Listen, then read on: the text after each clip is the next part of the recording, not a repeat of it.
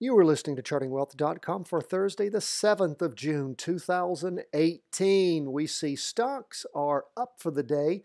Bonds are down. Gold is up. Let's jump into the S&P 500. By the way, if you haven't purchased our book already, it is Charting Your Way to Wealth. The top right-hand side of the screen, you will see a link that will take you to a video where you can hear more about the book, everything that's in there, our trading methods, the indicators that we use, the major indicators, the minor indicators, the Heikin-Ashi candlesticks, you name it, it is all there in our book, and you get to support us.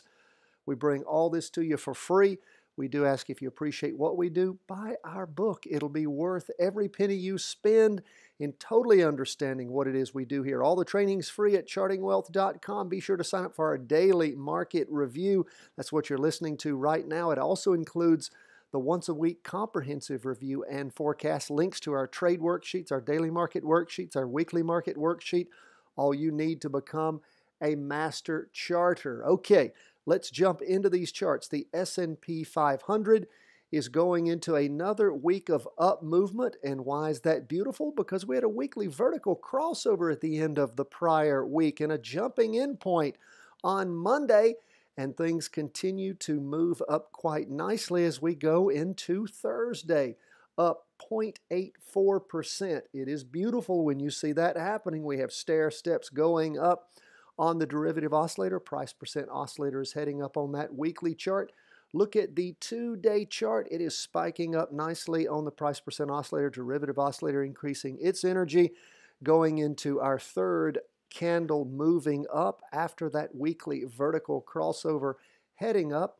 And of course, as we look at the go from the two-day chart to the 4-hour chart, we can see how it spiked up in the morning on Wednesday and again in the afternoon after it had gone flat. We had some concerns about it peaking out, but those went away when we saw the market start moving up again. So quite nicely, things have gone up quite well from your jumping in point again on the Heikin-Ashi candlesticks. And again, they are not measured the same way, those of you who've studied those with us, as your typical candlesticks, open high, close, and low. It's measured differently. But if we look theoretically at your jumping in point somewhere around 272.87 and things up as high throughout the course of the day as 277.52, that's pretty decent in anybody's book. So again, hope that you are doing your practice trades with us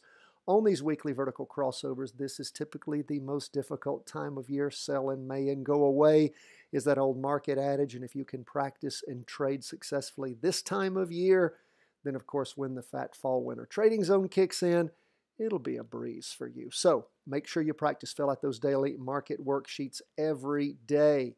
Now, what do we see going on the Qs? That's the NASDAQ 100 up 0.58%. And of course, we had a weekly vertical crossover 2 weeks ago, the week ending Friday the 25th of May.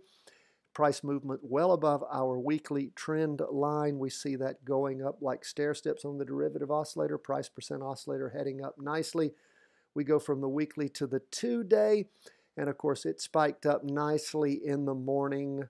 The latest two-day chart spiked up nicely. It's just the first day of the latest.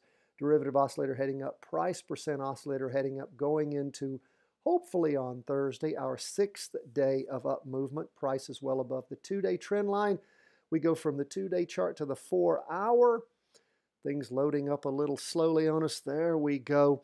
We had some concern at the end of the prior day. We told you to watch what was happening because we had a red open box candle. Now again, not strong down movement like a red closed box candle, but some concern for us of leveling out. And of course, things did move up in the morning and the afternoon.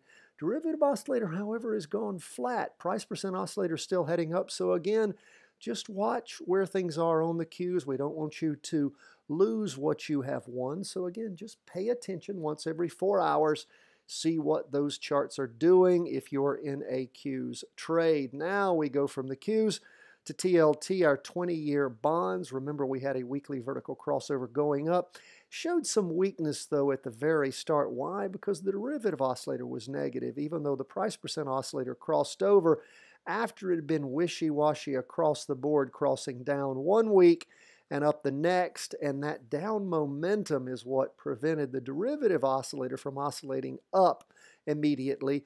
Did move up over the week ending the 1st of June, Friday the 1st of June. That was a nice up week, but so far, red spinning top means indecision tending down. Price movement on the weekly chart is below the 2-day trend line. Derivative oscillators gaining momentum. Price percent oscillator still heading up, if just barely. What do we see on that 2-day chart? And again, don't like these charts loading up so slowly. It is not the fault of the charts, it's the fault of the Wi-Fi connection. What do we see here? Well, as we've been talking about, 2-day has breached its trend line, heading down, not looking so nice. Again, the first day of this latest 2-day candle, strong down move.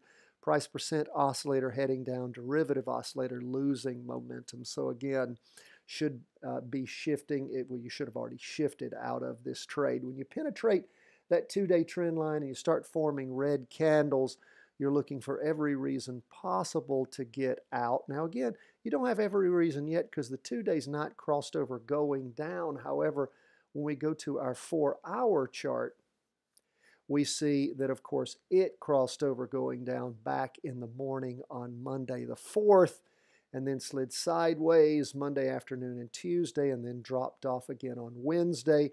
Derivative oscillator continuing to gain downward momentum. Price percent oscillator headed down.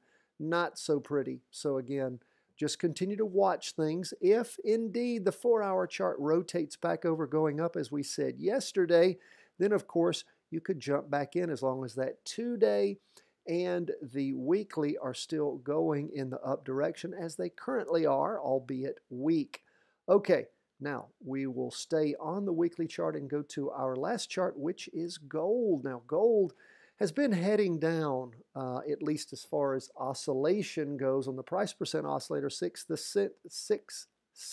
16th of March.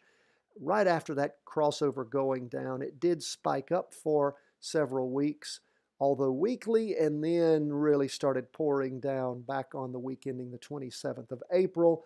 And but for a couple of up weeks heading down, all the price movement has been below the weekly trend line actually until this past week. Even though it's a red down candle, it did spike up above that to start the week. We see the derivative oscillator is pretty much flat. Price percent oscillator still headed down.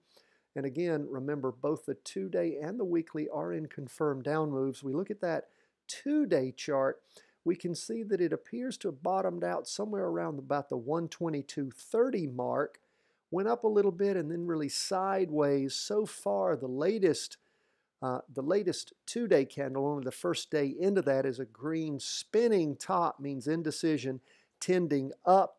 We see that the derivative oscillator has crossed over going up. Price percent oscillator headed up but hasn't crossed over on that 2-day chart yet. So we'll continue to keep our eye on things. However, the 4-hour chart has actually crossed over going up. There is a pullback underway there. So again, keep your eye on things as far as where gold crossed over, headed down, and of course then rotated right back over, heading up. Our 4-hour chart's gotten disappointing again. We got excited about it when it started working over the last few weeks. If you recall, over the last 2 years, our 4-hour chart was very much counted on as a total trading chart, and it did start working, about mid-April or so. And then just this latest bit has let us down, crossed over going down, and then immediately sort of bottomed out and now has crossed back over going up. So keep your powder dry. If it rotates back over again quickly going down, and the 2-day and the weekly are still in their confirmed down moves, might give you a chance again to jump in on an inverse trade in gold.